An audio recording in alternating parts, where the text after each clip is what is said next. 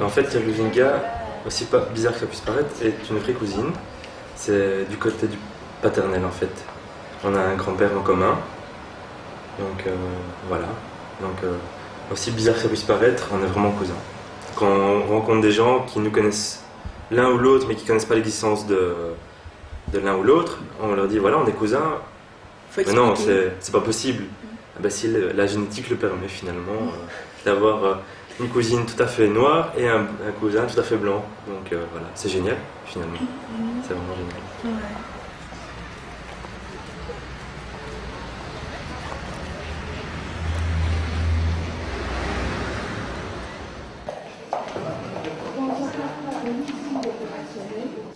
Ou contrat de location à long terme, le locataire n'aura jamais... Donc mon histoire commence dans les années 60. Donc en fait, je suis la petite fille d'un ancien, je dirais, travailleur belge de l'époque coloniale. Et donc, il est parti un peu avant la naissance de ma maman. Et donc, voilà, jusqu'en 1986, quand je suis venue au monde, on n'avait aucune nouvelle de lui. Ma mère a retrouvé son père. Et donc, elle a pris contact avec lui et tout se passait très bien. Et donc, il a accepté de la reconnaître comme étant sa fille pour lui permettre d'avoir la nationalité belge. Ma mère a toujours cherché à savoir qui était son père parce que bon, elle est métisse, dans un monde avec des noirs, on sait bien que c'est pas évident. Et donc elle l'a retrouvé. Et la seule raison pour laquelle elle voulait cette naturalisation, c'était pour que je puisse venir étudier.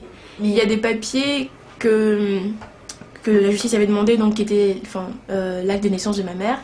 Et donc là, ils ont montré que l'âge de ma grand-mère était très très jeune, et donc mon grand-père n'a pas accepté que ce soit remis à jour, cette histoire. Et donc il a complètement tout arrêté. Ce qui fait que je n'ai jamais vraiment eu de statut et il est toujours le même, je suis sans papier.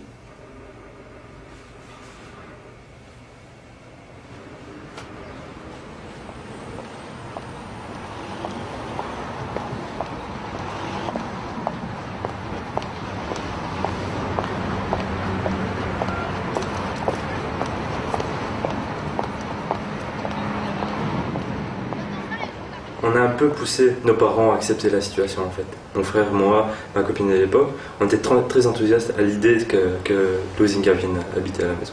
Donc on a un peu fait en sorte qu'elle puisse venir. Il doit y avoir quand même pas mal de gens, même de la famille assez proche, parce qu'ils ne le disent pas, mais qui pensent que Luzinga est là par intérêt et que les relations qu'elle a avec nous ne sont pas forcément vraies, parce que voilà, qu'elle profite peut-être de la situation. Moi je sais que c'est pas vrai. Je sais qu'évidemment on lui a apporté quelque chose, mais au final elle nous a apporté aussi quelque chose. Mais je pense qu'effectivement il y a des gens qui doivent se dire bah ouais voilà, ils ont... Non, mais c'est les braves petits pigeons là qui ont accepté une Congolaise qui viennent profiter un peu de notre situation favorisée, je vais dire, entre guillemets. Et voilà. Mais je pense que les gens pensent ça. Pourraient penser ça. Mais... Enfin, c'est le stéréotype, voilà, le noir qui vient ici pour profiter de l'assistance sociale, de l'argent, tous ces clichés-là.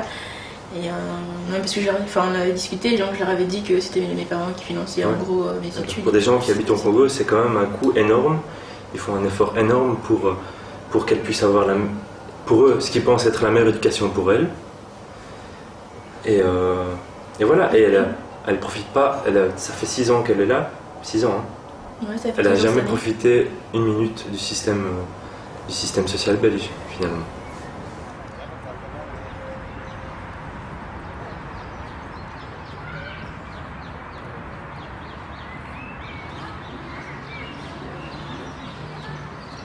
Moi, je m'entends bien avec un ami, avec Henri, et on s'entend bien parce que on se comprend. Quand je le vois, je sais un peu ce qu'il vit. Je vois un peu ce qu'il vit, et donc on est dans la même situation, plus ou moins. C'est peut-être pas, on n'a pas les mêmes statuts, mais c'est le fait qu'on n'a pas de papier. C'est ça qui compte. On est là, on se soutient pour ça. Donc moi j'ai fait un recours pour le 9.3 et donc on attend la réponse. Et moi de même en fait, hein, donc avec ma famille et notre avocat, à travers lui on a fait un recours avec cette procédure qui s'appelle 9.3 quoi, régularisation 9.3 et donc on espère avoir une réponse positive de ça quand même quoi. Et on est en attente en tout cas jusqu'à présent. On ne sait pas ce qui se passe derrière ces bureaux. On a une institution, qu'est-ce qui se passe derrière? Qui contrôle l'institution? Comment est gérée l'institution? Qui prend la décision de dire oui ou non? Quels sont les critères clairs et nets? Ouais, c'est pas la personne derrière les guichets qui va changer les choses quoi, donc je veux dire... faut bien que ça vienne d'en haut quoi, et donc c'est pour ça que... de qui, ouais, je sais pas, c'est pour ça qu'on parle de...